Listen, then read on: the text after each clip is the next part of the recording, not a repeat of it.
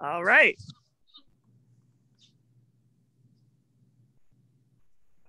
Alrighty. Hello, everybody. Welcome. Thank you all for joining us. Good to have you here. We'll wait just a couple of seconds to let folks join in before we get started with the good time we're about to have this morning/afternoon. Again, thank you so much to everyone for joining us this beautiful day. At least here in Georgia where I am, it's nice and bright and sunny. While you're filing in, if you would like to share some cool bird experiences that you've had recently, we welcome that. And if you're tuning in from different parts of the country or world, feel free to drop in the chat where you're tuning in from. We'd love to see where everyone is joining us from this afternoon.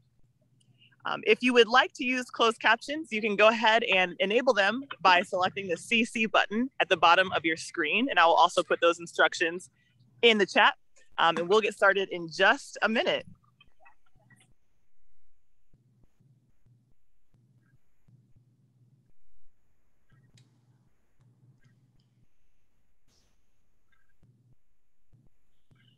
We've got folks from the hill country of Texas. We've got someone from the UK, Alex, thanks for joining us. Minneapolis, Minnesota, Melissa, good to have you here. We've got someone from Central Oklahoma, Kirsten, nice to have you. We are glad to see so many folks from around the country joining us and around the world. We've got Terrence from just outside of New Orleans, Louisiana. Very, very awesome. Boston in the house. Awesome. Great. Well, it's so great to have you all here. Got someone from Renee from North Carolina. Good to see you in the place today. All right, so we are going to go ahead and get started.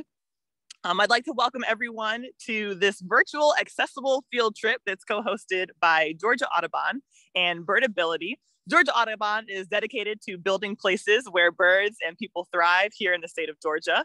And Birdability is dedicated to making birding accessible for everybody. And Freya McGregor, who is here with us today, will tell you a little bit more about Birdability in just a second. But this afternoon, we are going to be traveling in 4 different parts of the country, and I'm going to let all of our guests tell you exactly where they are. We're going to be exploring the birds and avian biodiversity in the places that we're birding this afternoon. We're going to share features about the trails that we're on that make it accessible or inaccessible, if that is the case where any of us are located. And we're going to be sharing the stories directly from our 2 special guests today, Joseph Saunders and Emerson Milam, who are going to be talking about their experiences as birders who experience accessibility challenges or have disabilities, and offering their insight around how we can make birding accessible for everybody. So I'm Corina Newsome. I'm the Community Engagement Manager here at Georgia Audubon, and I am birding from West Side Park in the west side of Atlanta. That is a very accessible location that has lots of accessible trails and lots of different kinds of birds. And I'm excited to be able to share those with you today. So I'm going to go ahead and pass it over to Joseph. I know you've got your eyes on something, Joseph. So not to put you on the spot, but tell us about you and where you're birding from. All right, so I said, my name is Joseph Saunders. I'm birding from Lake Hefner in Oklahoma City, Oklahoma. I am a paraplegic. I was born with spina bifida. My injury level is T12 to L1. So I have most of my upper body function and some lower body function as well. I'm birding today by vehicle, and my vehicle is set up so that it has hand controls that control the acceleration and the brake as well. It allows me to drive independently. And with lakes like this one here, there's a wonderful road that basically goes along the sections of the shoreline that allows me to get pretty close to many species. So I'm looking at a flock of a couple hundred different ducks right now. And even that's why I was distracted. And there was a bald eagle flying overhead just a moment ago. My pronouns are he, him, and they, them. And I suppose that's probably about enough about me. Awesome. Thanks so much, Joseph, for that introduction. And please forgive me for forgetting to say my pronouns. My pronouns are she, her, hers. So why don't we pass it over to Emerson to introduce herself as we get started. Hello, everyone. Thanks for joining us today. I'm so excited to be birding with all of you. My name's Emerson Milam. I use she, her, hers pronouns, and I am birding with you all today from Huntley Meadows, which is this awesome, beautiful wetland. Let me turn my camera around and show you just how beautiful this is. This is indigenous Potomac land. They were the original caretakers. Right now it's currently moderated by a nice family of beavers. It is a wonderfully accessible trail for myself and my access challenges, which include chronic Lyme disease and ADHD and some other neurological stuff like that, and general anxiety and depression from having a chronic illness. I'm currently looking at a group of northern shovelers, and they're being so silly. Let me see if I can get them on here real quick.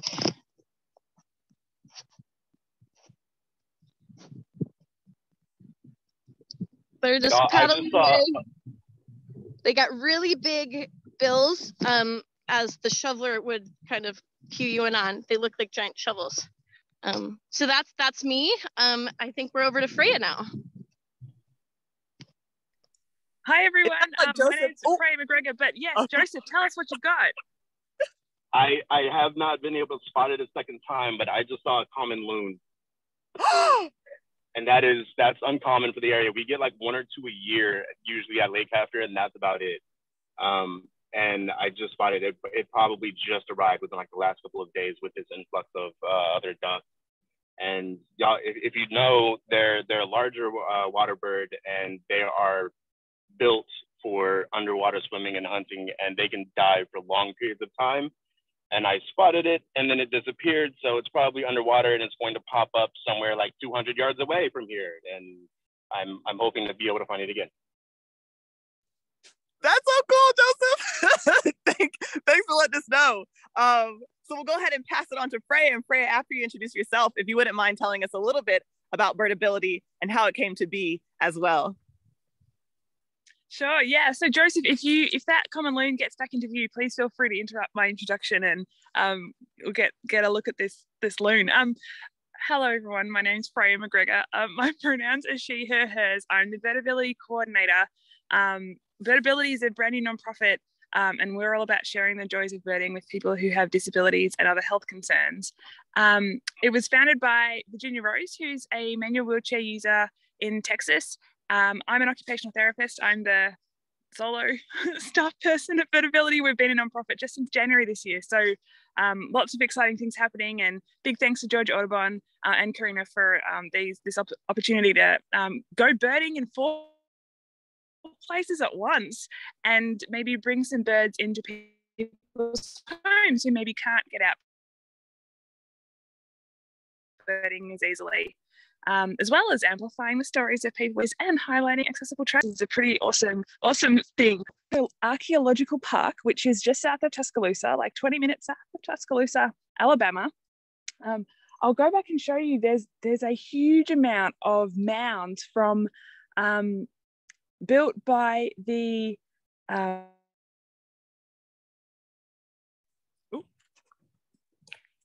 Freya, I think you're breaking up just a little bit. The 100 to 1 AD. It's quite amazing. But this little trail here, I'm on a boardwalk. I can talk a bit more about that later. I have a dodgy knee. That's my access challenge. It's really funky. It's doing well today, but it might not in half an hour. So benches are really important for me. And I'm birding here with my husband, Patrick, but he's gone looking for birds. So he might find us some shortly. Awesome. All right. Well, thank you all so much for introducing yourselves. Again, thank you everyone for joining us this afternoon. We are going birding in Virginia, Alabama, Oklahoma, and Georgia, exploring birds and talking about the ways that birding can be more accessible for people, for everybody, in particular those who have experienced access challenges.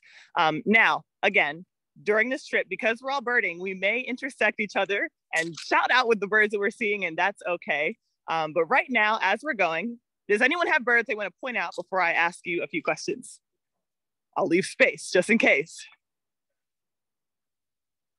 Well, right now, I am currently hearing the sound. Oh, who has one? Go ahead. I'll give a quick pan of some of these ducks that I'm seeing. It's not going to be a lot of detail, but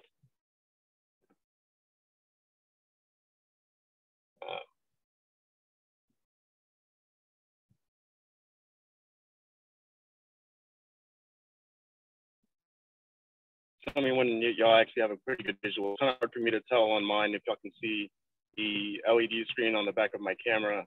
Oh, yeah. This is some of the ducks that I'm actually seeing out here today. Look at those things. As I mentioned before, this is a group of, I've seen scalpinus amongst them, and there are red-headed ducks and buffleheads. And I don't think that I spotted any. There is a loon in there somewhere. Either that or he like swam off, and I don't know where he's gone off to at this point. And I'm hoping that bald eagle will do another flyby here, and I'll try to actually get a visual on that one, if that happens. I have a pair of hooded mergansers. Ooh, they just came back out behind, I think it's an old beaver lodge, actually. Where'd they go? They're kind of in the middle of the screen. They had this wonderful big black blobby head with this brilliant white contrast on it. And the females are significantly more muted and brown, which honestly, I kind of like the muted female birds better than the big flashy ones. They've got some pretty rad, like orange red hair going on with the females. Like yeah, they have that really nice crest on them too, and then it's like all bright orange compared to the more brownish body. But they are pretty. Hey y'all, I don't have any birds right now, but I just wanted to share with you a little bit about this accessible trail because I kind of came to the end of it already, and I'm going to head down towards the Blackboard River and try and find birds. But while I'm here, I'm just going to turn my camera around. So this boardwalk, boardwalks are usually pretty good at being accessible for many folks with disabilities and other health concerns because they tend to be flat, they tend to be wide, and they tend to have quite a smooth surface. Although if there's a hole in the boardwalk or one of the boards like flicks up, that's a trip hazard and, you know, a safety concern. But on this boardwalk, this is an interesting thing. This little kind of weird kind of gate, like garden gate sized piece of fence, it's going to be here designed to stop cars or anything drive down that boardwalk. But I'm glad to see, just judging by the distance, this should be, because I'm used to doing this, this should be enough space between the edge of this obstacle and the edge, like the wall here.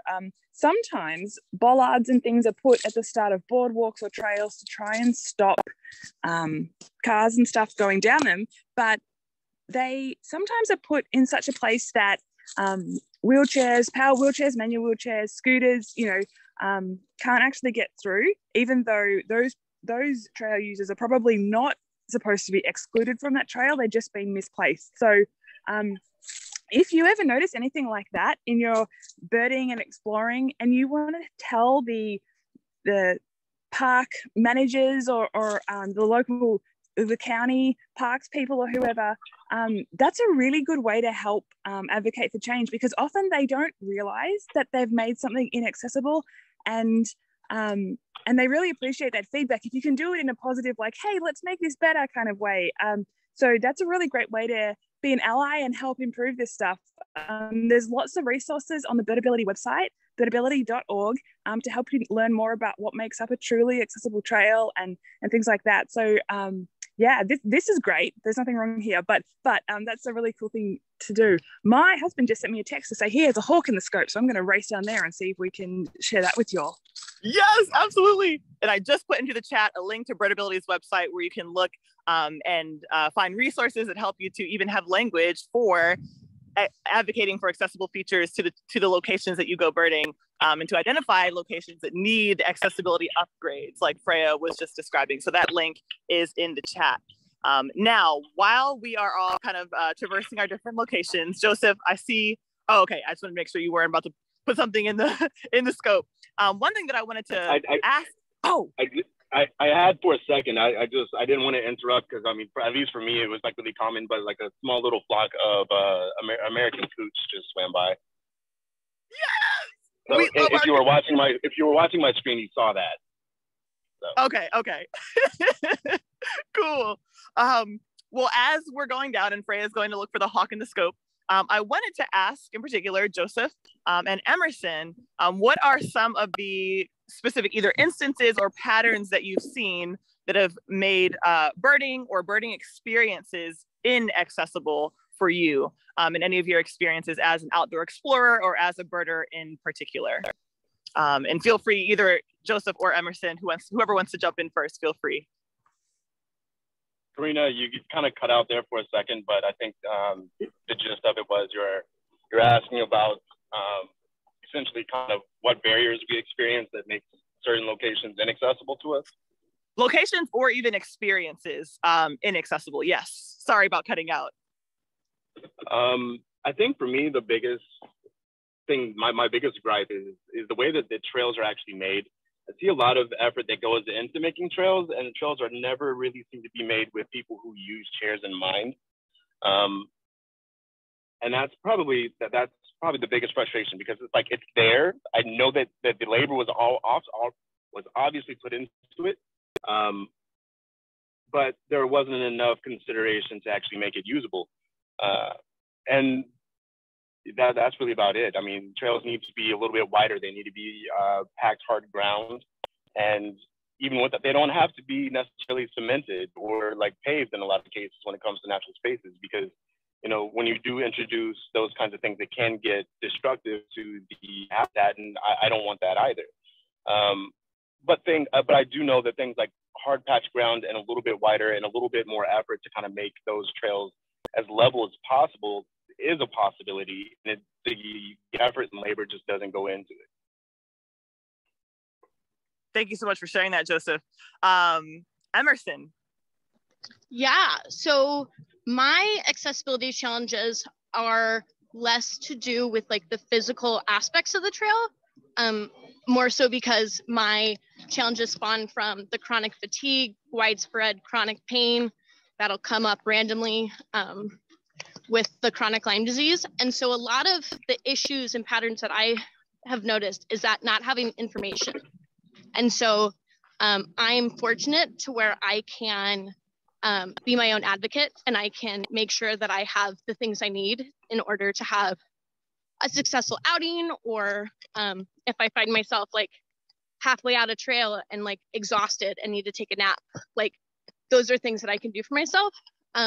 So really just like, and birdability has been a huge asset with this. That's actually kind of how I got back into birding, was because having that kind of, ooh, here's a big hawk, what is this? Hey, Emerson, sorry to interrupt. I've got a hawk in my scope and I don't want it to fly away because this is like a pretty sweet view. Go for it, I think it's a red-tailed hawk. I think. I can't see its tail. It seems to have a belly band. It looks like a red-tailed hawk to me. Hanging out on the top of this pine tree. I'm aware next to, if I pull away from the scope, I'm worried I'm going to lose this view. This is the Blackboard River, big river that flows through Tuscaloosa. I saw someone in the chat. I'm at Moundville Archeological Park, which is just south of Tuscaloosa. And oh, there's a car down there. I guess they've been boating. Anyway, there's the hawk is right there. But the power of optics. Here we go. There he is. Oh, magic. I don't know if I'm going to get another bird so easily seen today. So I just, sorry to interrupt you, Emerson. I just wanted to make sure everyone got to see this spectacular creature. Please keep sharing, Emerson. Freya, would you mind? Oh, I was going to say, would you mind describing a little bit of the features of red-tailed hawks to kind of make them red-tailed hawks? Well, sure. red-tailed hawks, there's lots of different color morphs depending where you are in the country. So they're the same species, they just have different colors going on. Most of them have a red tail, which is very handy, which you can see when they're soaring, really clear when they're soaring, and often when they're perched. I can't see the red on this guy's tail right now, but if they're sitting on a power pole or something, you can often see that red tail. Most of the darker head, dark, like kind of dark brown colors, and a creamy breast and belly, but that belly band, there's like a darker kind of mottledy patch around its kind of middle.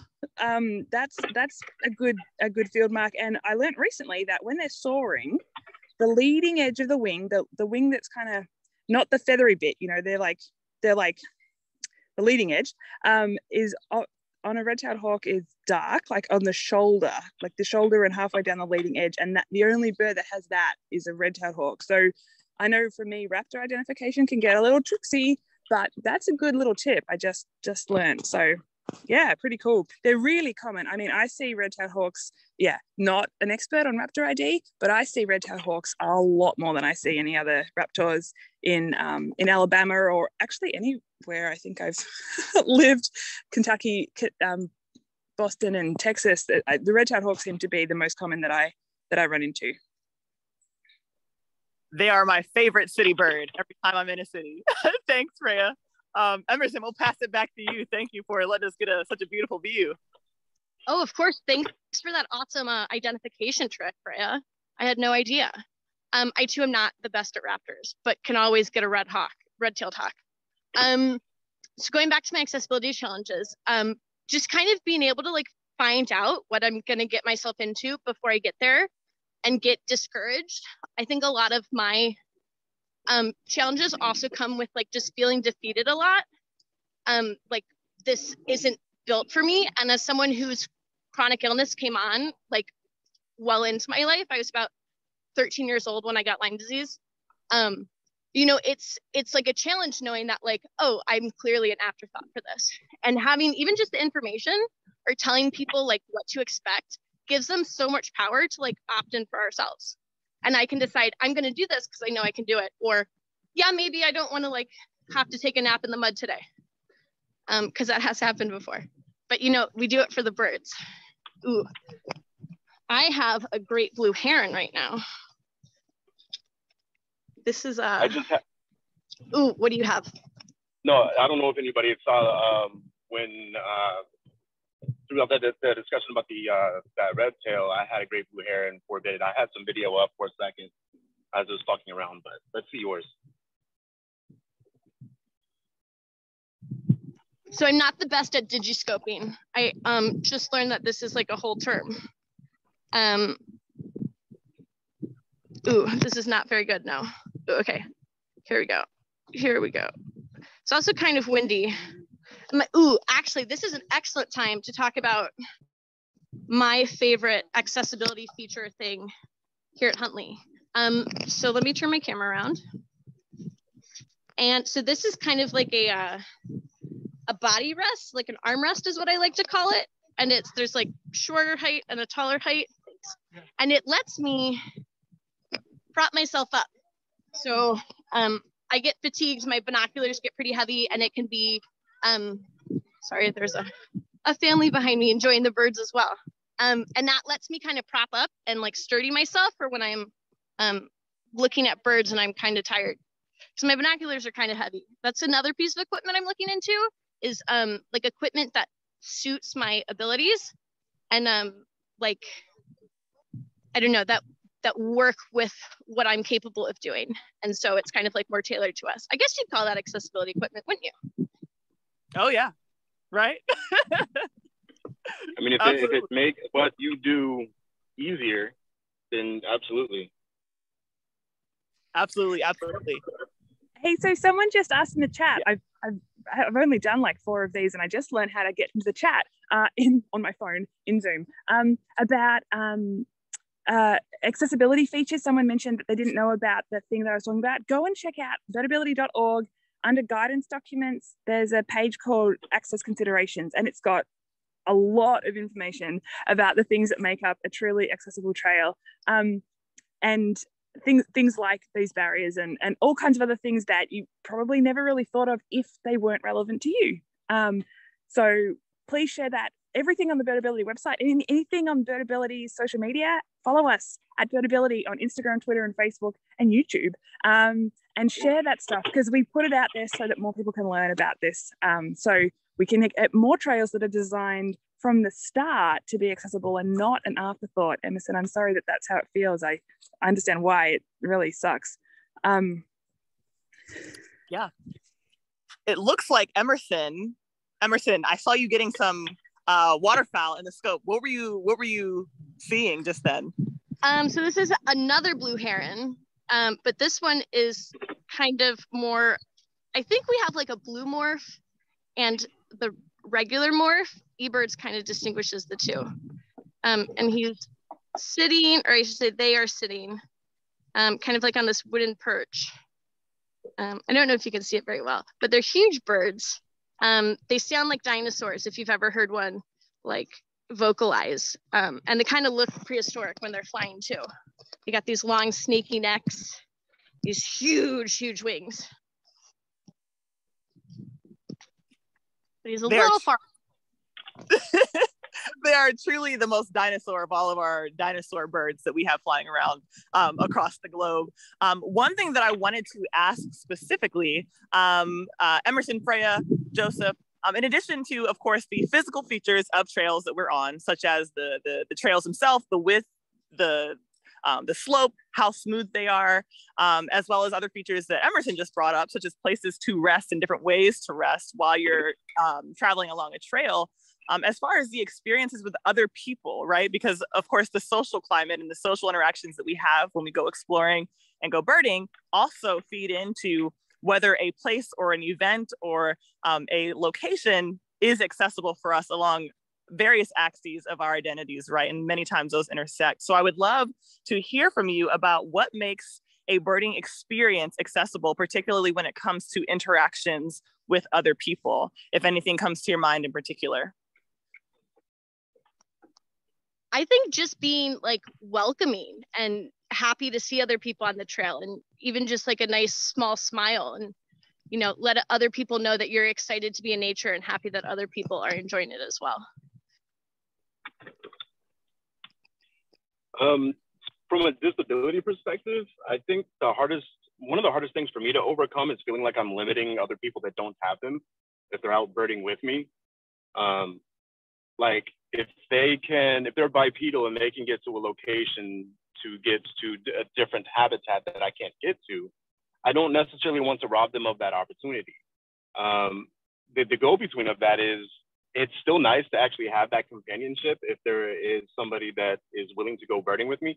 I don't need them like necessarily on my hip the entire time. So it's like, you know, if you need to go up like that really rocky hill or something that I can't get up to actually scope over it to see kind of what's there, go for it, you know, and then just let me know what you actually saw down there. Joseph, your camera's flipped around. So just so you know, I just wanted to alert you that your camera was flipped around and we couldn't see you talking. We can hear you though. Thank you. Sorry about that.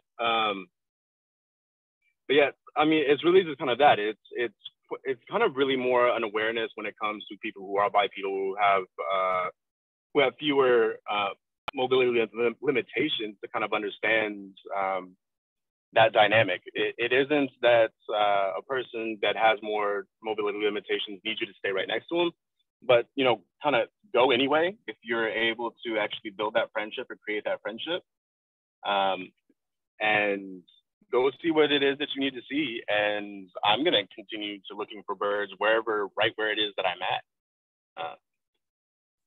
This is kind of being adaptable to the situation.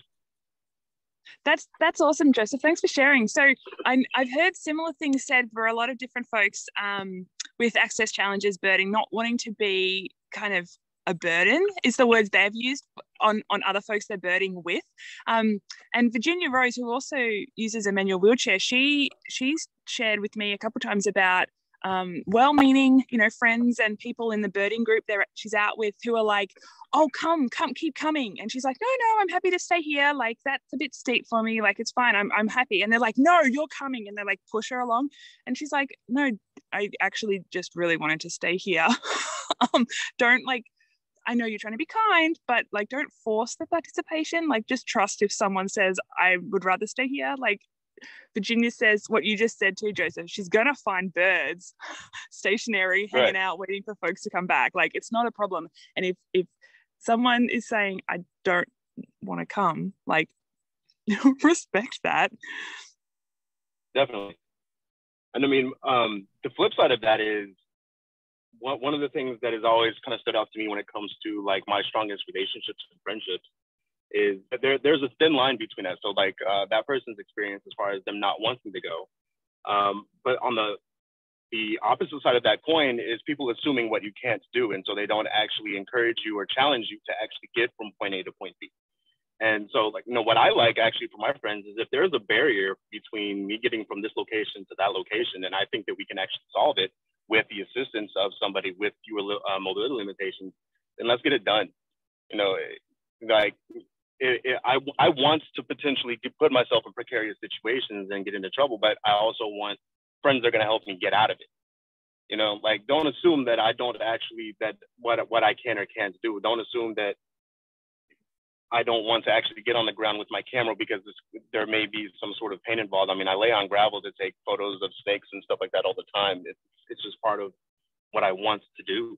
So it's really, it's you know, listening and actually taking what is actually said seriously and being able to do it kind of quickly, right? It's just like, it's not an argument. If somebody says they don't want to go, that should be the end of the discussion.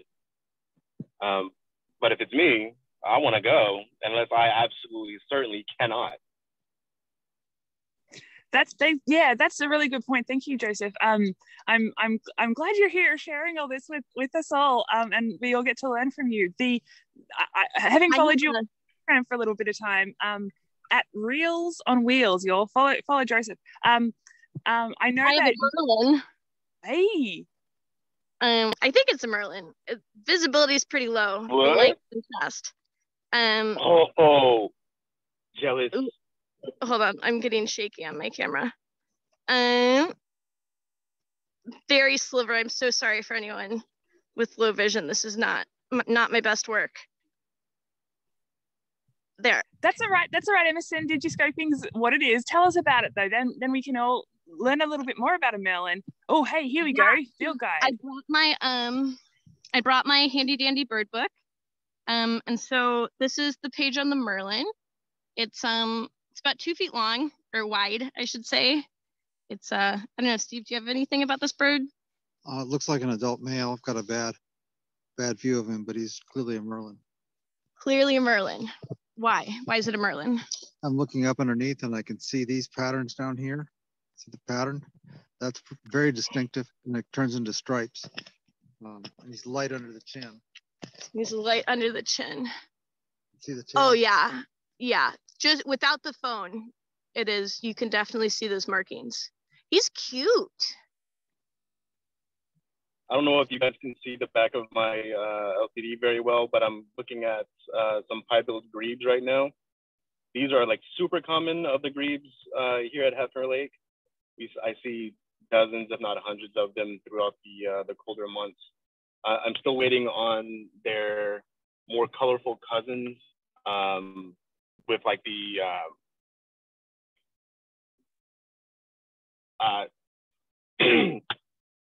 sorry, I completely like blanked there for a second, but we also get western grebes and eared grebes that are a lot more colorful. Piebald grebes, they're easily identified by their bill, which has it's dual colored in black and white and has a bit of a black stripe down the middle of it, and that's what makes them most easily identifiable. The rest of their body is mostly kind of just a drab tan. Nice. I am so excited about these waterfowl and falcons. Merlins are falcons, for those of you who may not have encountered Merlins before. Really quickly, I just wanted to alert you. In the chat, I have put Joseph's Instagram, which we mentioned is Reels on Wheels, and his website. Oh, Freya, what is that? There's a turkey vulture soaring around. That's the tree that red-tailed hawk has departed from. But there's he's disappearing behind that tree. There is a turkey vulture there's black vultures here too, and there's a easy way to tell them apart when they're on the wing. If you see them up close, you'll be able to see that turkey vultures have a red head, black vultures have a black head. That's helpful, but they're both big, chunky carrion eaters. Turkey vultures, the leading edge of the wing is black, and under the trailing edge is white or like kind of silvery. I reckon it's more like silvery color.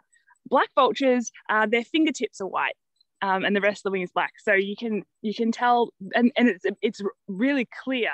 So they're handy to ID. I reckon they're such funny birds. At dusk, turkey vultures seem to be really social. You usually see them ones or twos, up in the sky, but at dusk they come in and land like on big like power electricity pylons, or like I've seen them on big billboards, and there'll be like 5 pylons in a row, and then there'll be one with like 30 turkey vultures on it. And then there'll be like another 5 pylons, and then like, why is that the pylon? What's going on? Like everyone wants to be right there. It cracks me up. That's awesome. Freya, thanks for pointing out the vultures to us. We love our vultures. Emerson. So we were just watching a red-tailed hawk kind of soar around, and then it went behind the trees, and probably like 200 American crows started cawing.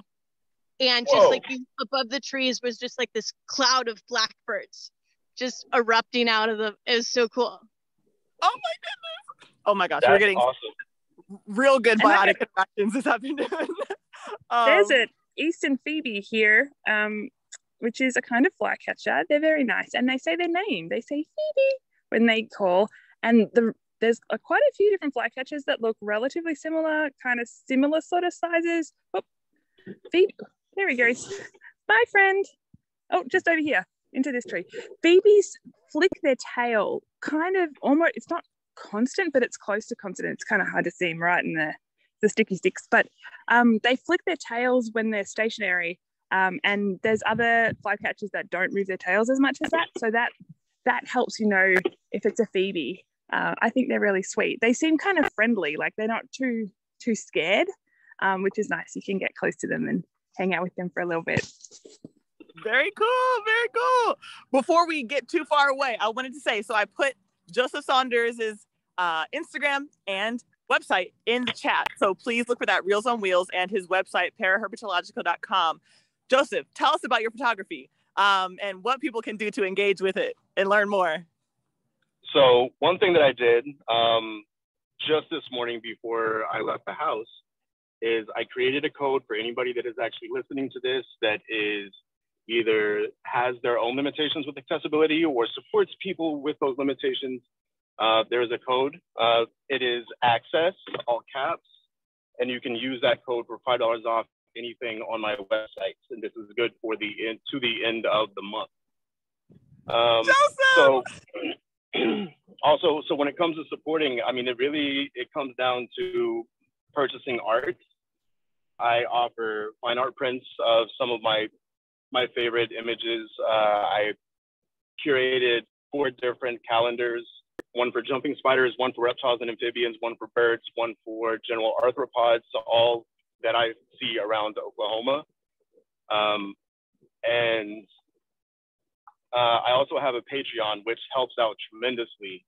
It really, all of it really just goes to support what it is that I already do. It isn't, I don't earn anything that makes anything extravagant. It just allows me a little more ease when it comes to being able to travel, when it comes to being able to take photographs, and just puts me in a better position to do what I do at the quality of the level that I pursue to do it at.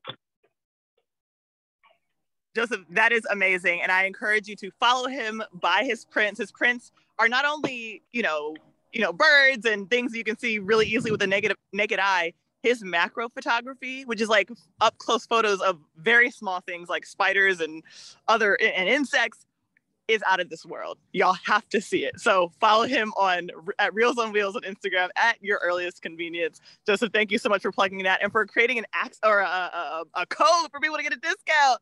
That is so awesome. Thank you so much for that, Joseph. Freya.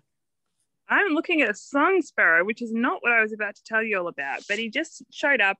Song sparrows are so nice. And I've had to work on one of my internal biases with sparrows because I'm from Australia. And in Australia, the only sparrows are house sparrows and they're not native and they cause a lot of problems. And so when I first moved to the US, I just sort of dismissed every sparrow. This is 6 years later and I'm still working on this bias, but song sparrows, really nice. Oh, there he goes. They're really streaky on the breast, and they have, like, to me it looks like a thumbprint, like a big thick blob right on the breast, and that helps me know that that's a song sparrow. They sing really nicely. Patrick, my husband, he's in the army, and so we got moved around a lot, but when we were at Fort Knox in Kentucky, we had a song sparrow in our backyard who used to sit on top of the fence and just sing his little heart out. And there was such a lack of trees and stuff in that neighborhood that the tiny little piece of nature just was so lovely. But I wanted to show you really quickly two things in the chat. Tell me if you can see a difference between, there's two picnic tables here, that's fine. This picnic table and this picnic table, if you can spot the difference and why it matters in the conversation about accessibility in the outdoors. I'll give you a couple of seconds. What's going on with this picnic table? Looked like one of them was. Oh wait, it's in the chat. Let me see. No, you tell us, Joseph, because folks in the chat have got it. The other one is longer, so I mean it's easier to actually pull up to if you're using a wheelchair and you're not able to transfer onto the bench. Yes. Wheelchair users can scooch in under this extended part of the table. That's awesome. Like, why not? And folks who don't use wheelchairs can sit here too. So if you're putting out picnic tables somewhere, like, why wouldn't you just go ahead and put an accessible picnic table out there and include people right from the start without even having to try, really? I mean, there's lots of stuff when we start talking about physical accessibility, there's a lot of stuff that you can just do, like having accessible portaloos instead of the regular sized ones. And then everyone can use the accessible portaloo, but only some people can use the regular sized ones. Like, let's just take that route from the beginning. It makes so much more sense and it helps everybody benefit. I'd rather use the accessible portaloo. Like, it's easier to get in and out of. It doesn't feel as like sticky and gross. Also known as porta potty, in case it's not coming through on the closed. See, I would say I'm not even gonna get started on porta potties, but I am, because like even like this lake here, one of the reasons that I come to this one is not because of like the accessibility to bathrooms. It's because it is in a very urban area, and there are very few of them. And you know, when it comes to people like paras like myself or people with other mobility limitations, you know, we can't do like the yoga poses when it comes to a toilet to actually make sure that we're touching as little of it as possible. We don't have that option. It's full contact. So I'm not using nobody's porta potty, but I do, and I didn't even realize, I was thinking about this actually since we talked last night. Like, I have an exit strategy to any of the public locations or like private stores or whatever that is closest to this lake in case I actually do need to get to one quickly. But yeah, like the whole accessibility of it when it comes to the lake or any kind of rural areas is terrible. Like, writ large, it's just terrible across the board. Hey, so speaking of lakes and dodgy bathrooms, and by the way, my memory, I think I'm distracted by this amazing conversation and all these birds. Someone wrote something in the chat, which makes me want to comment on. Oh, it was about accessibility of locations. Yes, and trying to improve local trails. Yes, okay.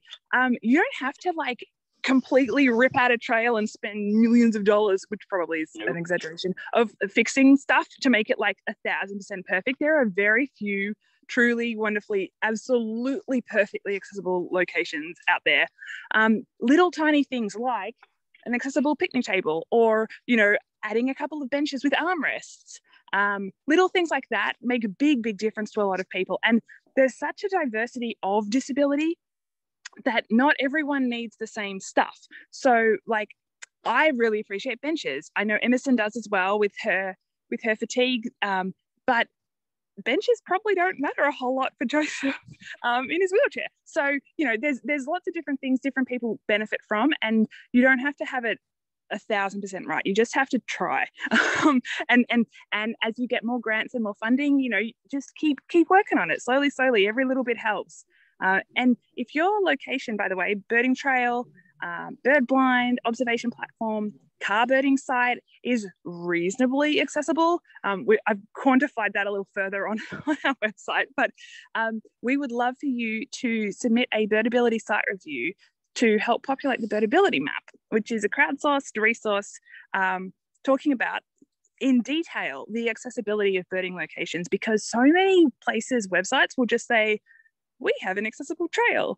And there are so many components to what makes that up. And very often it's not actually as accessible as they're claiming. And so knowing ahead of time what is actually available is really, really valuable. So the Birdability site review is not hard. You just have to tell us what is and isn't there. You don't have to decide if anyone could or couldn't manage that. Let them make that decision for themselves. But that's a really great way to help out. Hey, Emerson's looking in binoculars, but I also want to ask Joseph a little bit about car birding, because I know a lot of folks really love car birding, and it's definitely a perfectly valid, really awesome, often very accessible way to go birding. So Emerson, if you want to tell us a little bit about what you're seeing, but then Joseph, I'd love to hear about your car birding experiences and what helps you, what if you have any tips or tricks for car birding and finding good car birding sites. Hang on. Can y'all see? Oh, where'd it go? I lost it. Can y'all see my screen? A little bit. I saw something soaring. Yeah, that's the bald eagle. If you see it pan, you can might be able to make out the white tail against the contrast of the very dark body. Lift your phone a little higher because we're missing the top half of the screen. Yeah, that's it. Little bit. Yeah. That's awesome. Yeah, I got to find the bird again. There it goes. Bird's like center of the screen. It's a very small black dot, basically. I'm trying to keep it in the middle of the screen. It's in the middle right now.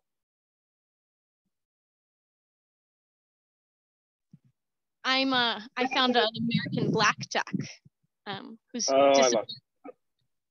Ooh, is it back? I'm hoping it will fly closer, because if it flies closer, then I'll have a much easier time actually being able to get a decent visual on it. But can you hear the ducks quacking in the background? A bunch of mallards overhead. It is, I will say, right now, Huntley Meadows on a Saturday is usually jammed packed. And I mean, like, you're having trouble walking on the boardwalk. There's an awesome boardwalk here that I have a birding partner I go birding with a lot who's using a manual wheelchair right now as he recovers from a hip replacement. And when it's busy, like we have to like be moving photographers, tripods, scopes just to get through the trail, which I guess is kind of a comment on the social situation of birding and how it's accessible based on how people use that specific space. But for right now, I'm neurodivergent, I have ADHD, and that causes a lot of like overstimulation and getting overwhelmed and like emotional regulation kind of stuff like that. And so having it be this empty is like the greatest present of this month. Like this is spectacular and I'm thoroughly enjoying it.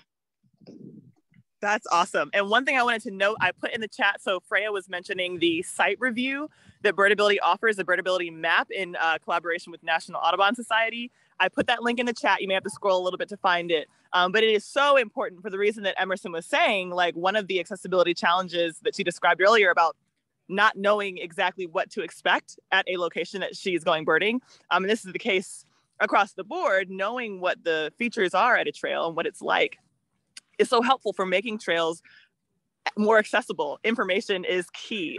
So if you go birding on a trail and it's a trail that you think could be a place that is accessible for people who experience a particular kind or different kinds of disabilities or access challenges, we absolutely encourage you when you fill out that form, submit that site review, it stays geolocated to the map for in perpetuity. And so if someone's in the area and they want to know if there's an accessible birding location potentially nearby, they can look at your site review and get all the information that you offer to inform themselves about whether or not that location would be good for them to visit. So please do visit birdability.org and look specifically at the Birdability map and submit site reviews at locations that you go birding. Someone asked, where is Emerson? Emerson, can you describe one more time where you are? Yeah, so I'm at a place called Huntley Meadows. It's in Alexandria, Virginia. So we're honestly like 5 minutes from Washington, D.C. We're surrounded by major roads on all 3 sides, but you would absolutely never know.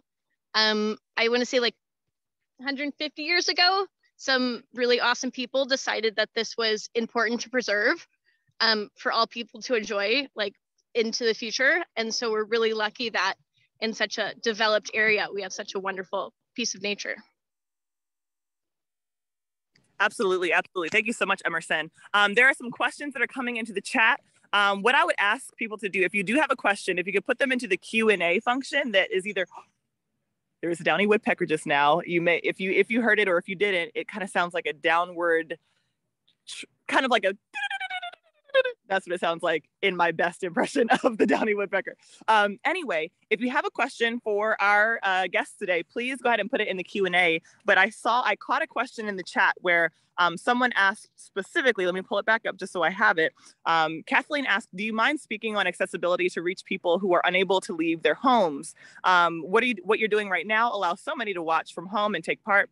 We take lots of videos to reach people at home or in senior facilities, and I wonder if they are as helpful as I hope. So if anyone would like to speak to how to make birding and enjoyment of birds accessible for people who are not able to leave their home, that would be awesome. I mean, more programs like this, and I would set up as many bird feeders around that facility as possible, make them close to windows so that they can actually see, equip the facilities with binoculars so they can get a closer look. And try to work with any agencies who are able to provide these resources. Local Audubon. Could you flip your camera, Joseph? Sorry. Yeah, I keep doing that. My bad. Thank you. My bad. No, you're fine. No, I was saying like, so like in the case of like if it's elders or if it is any sort of like communal living, basically creating a green space that's nearby where you can have bird feeders or anything like that. Or also like binoculars in case they can't actually get outside, you can make those bird feeders close to windows and equip them with binoculars so that they can see through those windows and get a closer look at the birds that visit. And also like programs like this, because you know you have a limited diversity when it comes to yard birds. You know, you're probably not going to find a bald eagle in somebody's backyard. Like what I've been observing today and many of these other water birds. So yeah, that's really kind of the basis of it. Support more programs like this, find people that are willing to kind of set up bird feeders, talk to the companies that create optics and see if they might be willing to actually donate any sets of binoculars for these purposes. A lot of times that they are. Thank you so much, Joseph. Absolutely. Anyone else want to weigh in? Yeah, to echo what Joseph was saying is these virtual events are like next level awesome. I went on a virtual birding trip to Costa Rica, like a place I would never physically be able to like go birding deep in the jungle of. And like, you know, sometimes my pain level is so high and my fatigue is so extreme that like I just stay in bed for 3 or 4 days at a time. And like that's my life with chronic Lyme disease.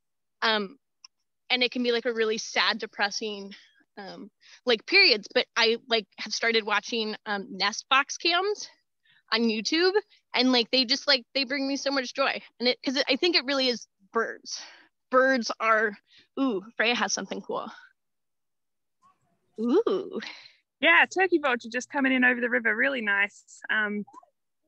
They're so fun to watch, and they that V shape, someone mentioned that in the chat, they fly. Oh, I don't know if you could see that. Let me try it.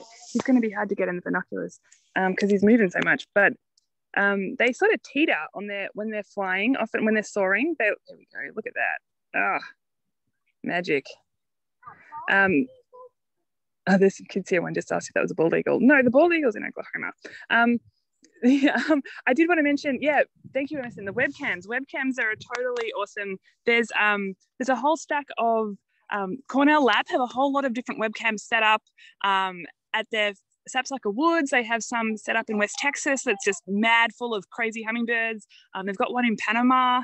Webcams are really cool. You can just have one running on a TV in like a community room or something all the time. Like that'd be great, bringing birds into people's lives. There's a woodpecker over there somewhere that does not sound like a downy woodpecker, but based on its drum. I don't know where it is. I just heard it over to the left. But I did put the link in the chat for the bird cams, just so you know, so you can click that and browse. There's a bunch of others too. Like you can search on YouTube, and they just have live streams going all the time. Hey, I wanted to mention something because I don't want to forget. Birdability, we have t-shirts, but they're only available in batches. And hey, Emerson's showing hers. Here's mine. It's purple. It says Birdability, the logo on the top left. Here is my lovely model husband, Patrick, showing his. Do you want to turn around for me, Patrick? There we go. Yeah. On the back, but birding is for everybody, and then our website, so you can find out how to make this statement true in every way. You can get yours right now on Bonfire, and they're only available till December 9th though, so don't put this off. Just go do this thing. If you want some, there's different colors, and there's even for the first time we've got a long-sleeved navy blue long-sleeved shirt and a couple of hoodies. Christmas presents or birthday presents or just general awesomeness. The more people we can share this message with, the more we can encourage to get out and enjoy birds, and the more people who may be helping to make this it's a true statement already, but applicable in their local areas as well. So please go check out that. I don't know if you can throw that link in the chat, but if you just Google Bonfire Birdability, you'll probably find that pretty easily. Awesome.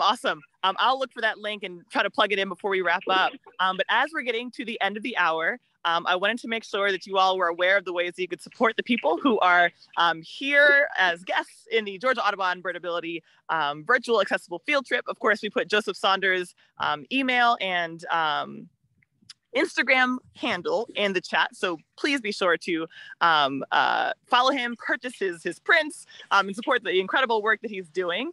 Emerson, do you want to tell us a little bit about the website that I'm going to put in the chat in just a second? Yeah, I'm building a website. It's a non-carbon life form, and it's really confusing, and I'm teaching myself all new skills. It's called Talk Birdies, the number 2 me, and it's really just to put all of my birding things in one place so my brain works better. But yeah, follow me along for my adventures. It'll be a lot about my kind of coming to terms with having owning my disability. There's a long time where I thought I wasn't disabled, and it's honestly been really powerful to own that I am, and that's not a bad thing or a dirty word. Awesome. Thank you so much, Emerson. I put your website as well as the handle for your Instagram, which is also at TalkBirdies2, the number me.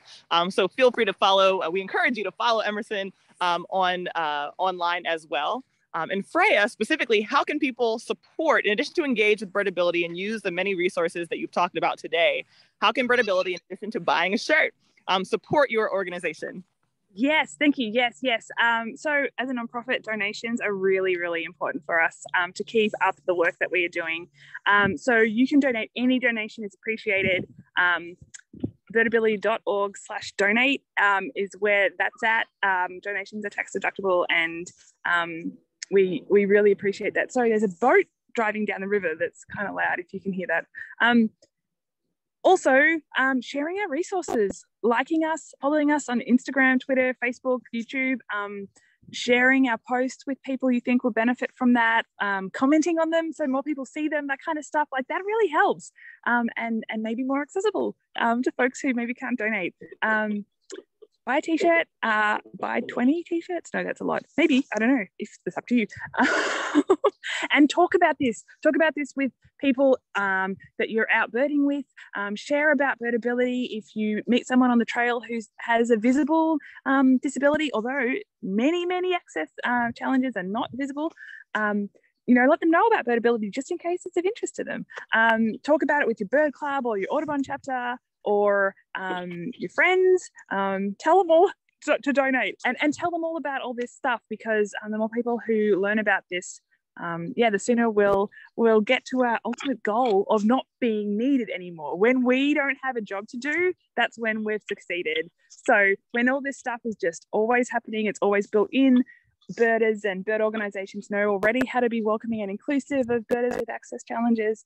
By the way, speaking of that, there's a guidance document about welcoming and inclusive birders, and there's another one about inclusive organizations. So check that out for some ideas, and follow us.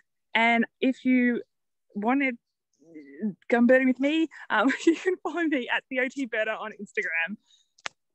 Awesome. Thank you for coming. Thank you, Emerson. Thank you, Joseph. Thank you, Beverly. Thank you, Corina. Thank you, Georgia Audubon. I'm really sorry. I live in Oklahoma, and every Saturday we have like a test of the tornado sirens, and you may be hearing that right now. I'm sorry if that's loud and obnoxious. You're totally fine. Safety first. But better than that, I found where'd he go? This killdeer is just kind of hanging out and chilling by the lake. Can y'all see him? Yes, that's amazing. They love to hang out by the shorelines. Very fast birds. Identified by the black stripe, the black ring around their neck. Oh, there's a second one actually that completely eluded me. It was probably sitting here the entire time.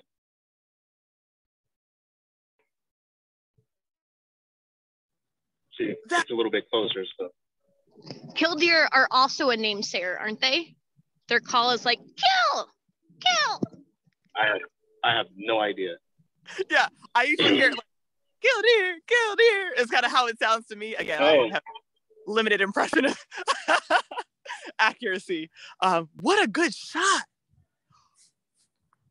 Hey, in the chat, I just saw Kathleen share that she's noticed that there's no pin sites in Alberta on the Birdability map, and is committing to 15 to 20 sites in the summer. So, hey, please don't just put any birding location on there. If it's like full of steps or is like super muddy, like that's not going to be all that accessible to most folks with access challenges. So only the ones that are kind of reasonably accessible.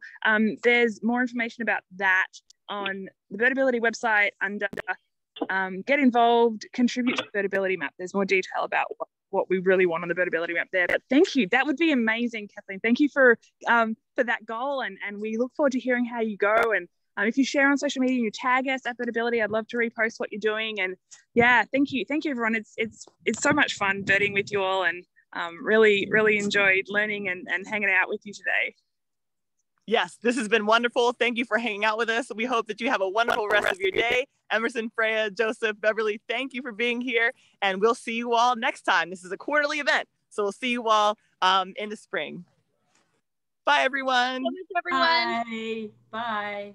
Bye. Bye. Bye.